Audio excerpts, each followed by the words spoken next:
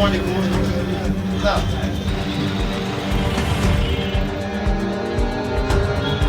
বা সরকারের সাথে সারের যে বিপণন নীতিমালা সে অনুযায়ী এইখানে সার রাখার কোনো অধিকার রাখেন না, কিন্তু তারপরে আপনি সার রেখেছেন। এটা কি ন্যায় হয়েছে না অন্যায় হয়েছে? অন্যায় হয়েছে।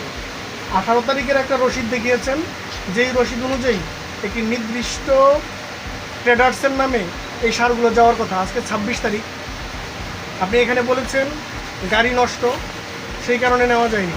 দিনাজপুর জেলা কৃষি উৎপাদনে সমৃদ্ধ একটি জেলা এবং এখানকার স্থানীয় চাহিদার চেয়ে দ্বিগুণেরও বেশি পরিমাণে ফসল উৎপাদন এই দিনাজপুর জেলায় হয়ে থাকে। ফলে দিনাজপুরের কৃষকদের কৃষি পণ্য এবং অন্য আনুষঙ্গিক যে উপকরণ প্রয়োজন সেটা নিরবচ্ছিন্নভাবে সরবরাহ করা মানে হলো সারা দেশের উপকার করা।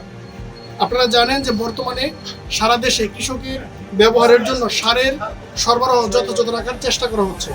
সেই লক্ষ্যে সারা দেশব্যাপী আমরা সরকারের বিভিন্ন অঙ্গে যারা কাজ করছি তারা নিরলসভাবে চেষ্টা করছে। আমরা একটি গোয়েন্দা তথ্য পাই যে এখানে একটি হাস্কিং মিলে অননুমোদিতভাবে কিছু সার রাখা হয়েছে, যেখানে সার রাখার কোনো কথাই নেই বা কোনো অনুমোদন নাই। এখানে সরেজমিন এসে দেখা যায় যে ডিএপি সার 47 বস্তা এবং ইউরিয়া সার 170 বস্তা রাখা আছে। এই সারগুলো যেইভাবে রাখা হয়েছে তার মাধ্যমে সার ব্যবস্থাপনা আইন 2006-এর 12 ধারা লঙ্ঘন হয়েছে। এখানে জড়িত যে ব্যক্তি আছেন তাকে দোষী সাব্যস্ত করা হয়েছে।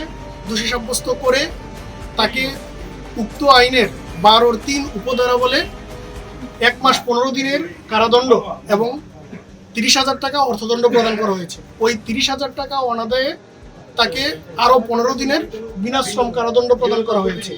একই সাথে এই গুদামে রক্ষিত যে সার রয়েছে সেই সারগুলোকে জব্দ করে এখানকার উপসহকারী কৃষি কর্মকর্তাকে জিম্মাদার করা হয়েছে এবং তাকে নির্দেশ প্রদান করা হয়েছে সরকার নির্ধারিত রেটে তিনি এই সার বিক্রি করবেন এবং প্রাপ্ত অর্থ সরকারের যথাযথ কোডে জমা করবেন।